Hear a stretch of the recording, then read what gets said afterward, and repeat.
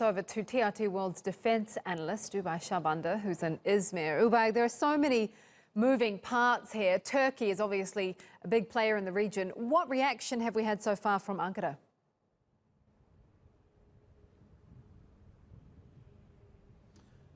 Well, following President Trump's bombshell announcement on the Iranian nuclear deal, we saw a statement released by the Turkish Ministry of Foreign Affairs, essentially saying that they believe that the nuclear deal was the best way forward to ensure that negotiations and diplomacy prevailed and prevented the proliferation of nuclear weapons. Of course, Turkey and Iran have a close economic relationship on oil, natural gas, and in other trade. So if sanctions are reinstated, and it seems that they likely will be by the United States, Turkey will more than likely be affected by this move. We've also seen a mixed response across the region, where Saudi Arabia and the United Arab Emirates immediately came out in support of the announcement by President Trump. Of course, those countries were concerned by the proliferation of ballistic missiles by Iran to its proxies throughout the region, and they believe that the nuclear deal was not stringent enough. So as ever, our region that we're in here is on edge.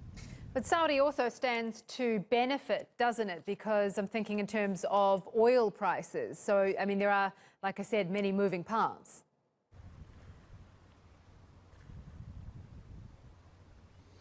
Indeed, oil prices have been fluctuating in anticipation of President Trump's announcement. We have seen that many countries in the region are preparing for what could be another round of conflict in the region as Iranian forces spread their military positions throughout Syria and Lebanon. We saw reports earlier today that the Israeli military were sending warnings to residents in the Golan Heights, and we even saw some reports of explosions in Syrian regime military bases south of Damascus. So there's a concern here that Iran may retaliate in a military form if they believe that they are boxed in.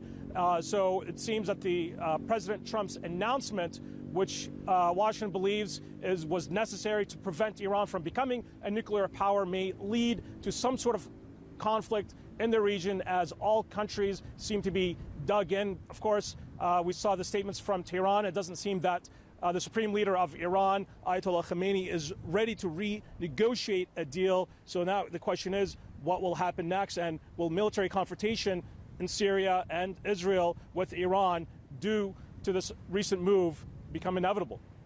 Thank you for that. That's Oubai Shahbandar live from Izmir.